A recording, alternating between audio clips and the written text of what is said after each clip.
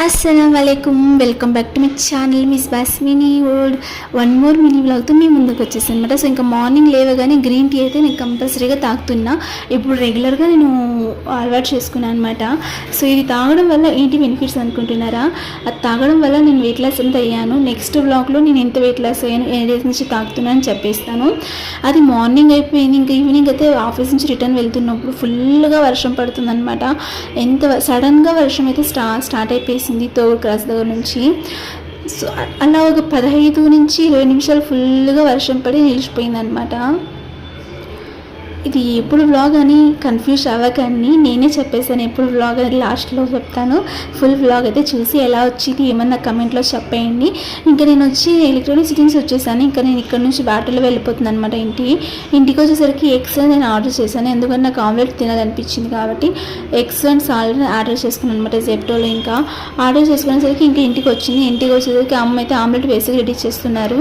దాంతోపాటు వచ్చేసి చట్నీ అనమాట. చట్నీ ప్లస్ అన్నము, చట్నీతో పాటు రైస్తో వేడివేడి రైస్లో మనం లైట్గా ఘీ యాడ్ చేసుకుని చట్నీ వేసుకొని తింటే మస్తు ఉంటుంది తెలుసా. రియల్ చెప్తున్న టేస్ట్ మాత్రం వేరే లెవెల్గా ఉంటుంది.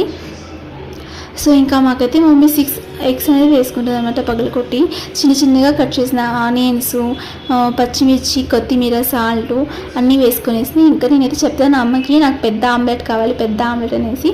సో దానికన్నా నా కోసం పెద్ద ఆమ్లెట్ వేస్తున్నారనమాట. పెద్ద ఆమ్లెట్ అని ఎందుకు అడుగుతున్నాను అనుకుంటున్నారా? నాకు ఈ ఆమ్లెట్ ఎక్కువ తినే అలవాటు లేదు, బట్ అంత ఇష్టం లేదు ఆమ్లెట్. బాయిల్డ్ ఎగ్ నేను ఇష్టంగా తింటాను అనమాట. ఎప్పుడైనా ఒకసారి మాత్రమే నేను ఆమ్లెట్ అనేది తింటాను. సో అందుకే నేను పెద్ద ఆమ్లెట్ కావాలని చెప్పేశాను. సో నా కోసమే పెద్ద ఆమ్లెట్ వేసేస్తున్నారు అనమాట నా మమ్మీ. ఇంకా ఆమ్లెట్ అనేది వేసేయనాక ఇంకా నేను రైస్ ప్లస్ చట్నీ అనేది వేసుకొని ఇంకా నా డిన్నర్ అయితే కంప్లీట్ చేస్తున్నాను అనమాట. నైట్ టైంలో చాలా తక్కువ రైస్ ఐటమ్ తినేది నేను, ఎప్పుడైనా ఒకసారి మాత్రమే రైస్ ఐటమ్ తిన్నాను. అది కాకుండా నేనైతే డిన్నర్ అనేది కంపల్సరీగా నేననే కాదు ఎవరైనా సరే 7 to 8 లోపల డిన్నర్ కంప్లీట్ చేసి చూసుకోండి. అది చాలా బెస్ట్. మనము వెయిట్ లాస్లో ఉండే వాళ్ళైనా సరే, లేకుంటే ఏదైనా పనికి వెళ్ళే వాళ్ళైనా సరే చాలా బెస్ట్ అనమాట. పిసిఓడి ఇలా ప్రాబ్లం ఉండే వాళ్ళకి కూడా 7 to 8 లోపల మనం డిన్నర్ కంప్లీట్ చేసుకుంటే చాలా మంచిది అనమాట.